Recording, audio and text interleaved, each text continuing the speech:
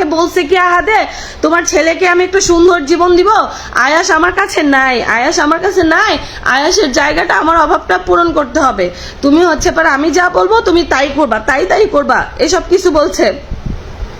আপনাকে নিশ্চয় অনেক মারছে। হ্যাঁ ভাই, আমাকে মারছে বিধায় আমার শরীরে জ্বর চলে আসছে, আমার গলার টোনটা চেঞ্জ হয়ে গেছে। হ্যাঁ সেটাই, আমি যদি আমার ছেলের সাথে করতে পারি ওর মেয়ের সাথে করতে পারে।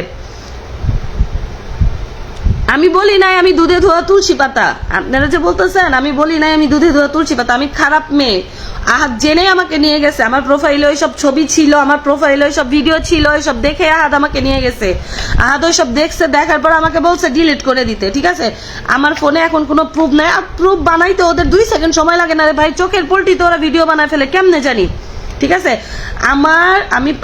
আমি ধরে নিলাম, আমি স্বীকার করতেছি আমি একটা বেশ্যা, এটা জেনে শুনেই তো নিয়ে গেছে আমাকে, তাই না? এটা জেনে শুনে আমাকে নিয়ে গেছে। আমাকে নিয়ে যাওয়ার পরে ওরা প্রথম রাতে প্রথমে আমি আমার ছেলের সাথে ঘুমাইলাম, আমার ছেলের সাথে ঘুমানোর পরে ও সকালবেলা তিশার শুটে চলে গেছে, তিশার শুটে চলে গেছে। পরে কে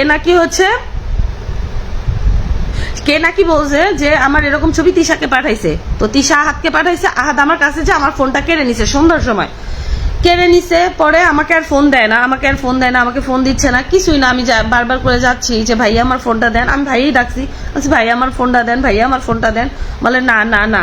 তারপরে তিশা শুট থেকে রাত 11টার সময় আসছে, আমাকে রাত 11টার সময় ওই রুমে ঢুকাইছে, 2:30টার সময় আমাকে গালি গালাজ মারধর যা করছে করে বের করে আমাকে অন্য রুমে নিয়ে গেছে।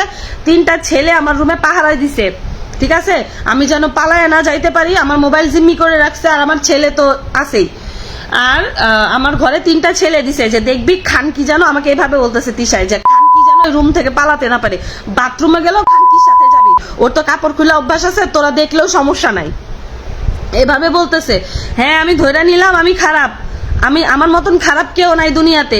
আমি শর্ট কাপড় পরে ভিডিও করি, নাইচা মানুষকে দেখাই, তুই তো ওই কাজটা কাপড় পরে করস। আমি নাই মানুষের কাছে খারাপ, শর্ট কাপড় পরছি, তুই তো লং কাপড় পরেও না নাচস। তুইও যেমন এক জায়গার এক পথের প্রতীক, আমিও সেই এক পথের প্রতীকী। আপনাদের কাছে আমার একটা রিকোয়েস্ট, একটা কথাই বলতে চাই যে আমার আর আমার ছেলের লাইফ এখন রিস্ক আছে, কারণ তারা আমাকে দিয়ে ভিডিও বানায় নিছে যে আমি যদি কিছু করি তারা আমারে গুম করে ফেলে দিবে, আমাকে দিয়ে স্বীকার করায় নিছে, মানে আমাকে দিয়ে স্বীকারোক্তি নিছে ভিডিওতে, যেন জনগণের কাছে ওরা ভালো থাকতে পারে, ওরা ভালো সাজে, সেজন্য আমাকে ভিডিও করায় নিছে যে আমি খারাপ, এটা জানতাম না, আমাকে কেউ শিখায় পাঠাইছে কিনা হ্যান ত্যান, এগুলোর ভিডিও নিছে, একটা ব্ল্যাঙ্ক পেপারে সিগনেচার নিছে, বলছে আমি যদি মুখ খুলি। হ্যাঁ আখি আপু সব ঠিক বলছে, সামান্তা শিকদার আপু, আখি আপু একটা কথা মিথ্যা বলে নাই, সব সত্য কথা বলছে আখি আপু।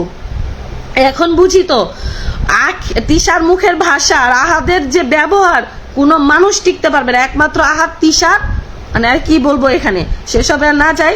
আমি জাস্ট এটা বলতে আসছি যে আমার ছেলে আর আমি এখন লাইফ রিস্কে আছি, ওরা আমাকে আর আমার ছেলেকে যে কোনো মুহূর্তে গুম করে ফেলে দিবে, ওর কোন মামা হচ্ছে এসপি, তাকে দিয়ে আমাকে ধরায় নিয়ে যাবে।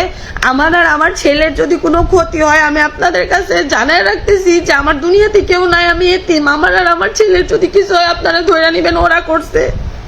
ওরা আমার ছেলেকে জিম্মি করে আমাকে দিয়ে ভিডিও বানায় নিছে, যে ভিডিওতে ওরা আমাকে বলাইছে আমি পতিতা, আমি খারাপ, আমি হ্যান, আমি ত্যান, আমার দালাল আছে, এগুলো আমাকে দিয়ে স্বীকার করায় নিছে আমার ছেলেকে জিম্মি করে। তারপরে সকালবেলা আমাকে সকালবেলা বলতে কি আমাকে 12টার সময় রুম থেকে বের করছে ভাই। আমার মোবাইল, আমার কারোর সাথে আমার যোগাযোগ করতে দেয় নাই, যে আমি ফোন দিয়ে কারো বলবো, আমার যোগাযোগ করতে দেয় নাই।